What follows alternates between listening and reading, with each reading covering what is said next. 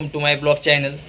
तर हा व्हिडिओ एक राउटरबद्दलचा आहे. ऑप्टलिंकचा राउटर आहे, ऑप्टिलिंकचा. तर याचं नाव वगैरे पासवर्ड करायचं.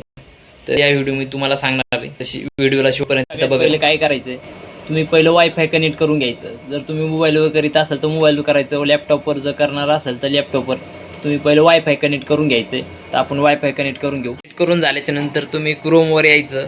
प्रत्येक राउटरची एक IP असते. जशी ऑप्टिलिंक राउटरची IP 192.168.10.1 आहे, तर तिथं टाकून घ्यायची आपण. तर चला आपण टाकून घेऊ. सर्च मारल्यावर असं पेज ओपन होईल.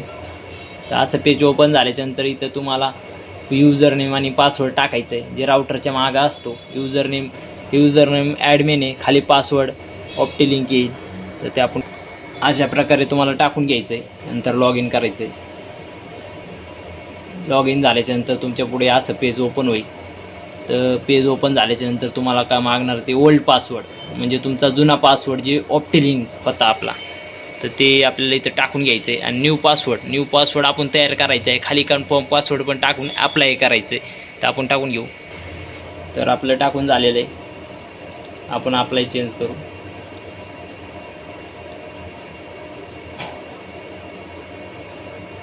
अप्लाय चेंज झालेलं आहे सक्सेसफुल. तर ओके करू आपण. ओके केल्याच्यानंतर परत याच पेजवर आपल्याला आणून ठेवणार. तर इथं परत काय टाकायचं, आपण जे न्यू पासवर्ड तयार केला आहे आपण स्वतः, समजा मी ॲडमिन @123 तयार केलेला आहे, तर वरती युजर नेम तोच राहणार ॲडमिन, तो टाकून घ्यायचा आहे. तर आपलं टाकून झालेलं आहे. लॉग इन करू.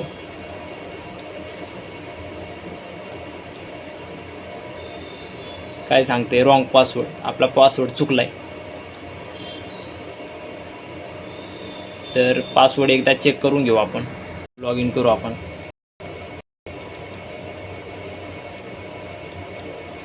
बघा, लॉग इन झाल्याच्यानंतर त्या पुढे पेज ओपन होईल. तर तुम्ही बघू शकता. तर वॅनमध्ये जर आपण गेलं तर तिथं वॅन याचा ऑप्शन आपल्याला पॉन वॅन आपण चॅनल मोड PPOE करून घ्यायचं. जो तुमचा इंटरनेट प्रोव्हायडर असतो तो तुमचा युजरनेम तयार केलेला असतो त्यांनी, तर तिथं तुमचा युजरनेम टाकायचा असतो आणि खाली पासवर्ड टाकायचा असतो. त्याला माहीत असतो, तो तुम्हाला सांगा. तर तो सांगणार, तर इथं टाकायचं तुम्ही. इथं टाकल्याच्यानंतर इथं काही नाही करायचं, फक्त तुम्ही इथं हे सगळं सर्व टिक मार्क करायची. इथं अप्लाय चेंज करायचा. तर अप्लाय चेंज केल्याच्यानंतर ते तुमचा युजरनेम असतो.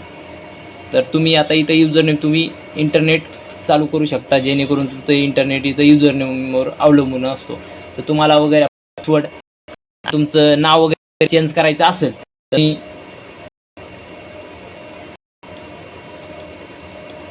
WLAN मध्ये जायचं.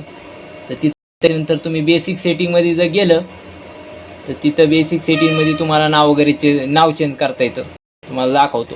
तर इथं आलं. त्यानंतर तुम्हाला बेसिक सेटिंगमध्ये जायचं. SSID म्हणजे हे बघा, वायफाय 1 2 3 4 हे तुमचं पहिलं नाव होतं. इथून तुम्ही हे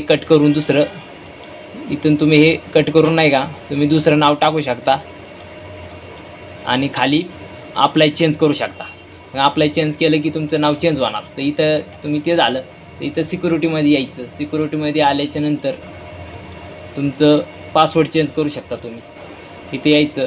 सिक्युरिटीमध्ये आल्याच्यानंतर इथं तुम्ही ऑप्शन आहे WPA2, इथं जायचं. इथं जर गेलं तुम्ही, थांबा टच होत नाही, हां इथे आलं. इथे बघा, इथे तुमचा हा जे असतो ना, इथे तुम्ही पासवर्ड चेंज करू शकता. इथे शेवटला इथे तुमचा पहिला पासवर्ड आहे, हे कट करायचा. तिथून तुम्ही अप्लाय चेंज करायचं. अप्लाय चेंज केल्यावर तुमचा पासवर्ड चेंज होऊन जातो. अशा प्रकारे तुम्ही तुमचे नाव, पासवर्ड वगैरे सगळं चेंज करू शकता. इथून मग परत लॉग आउट करायचं. तुम्ही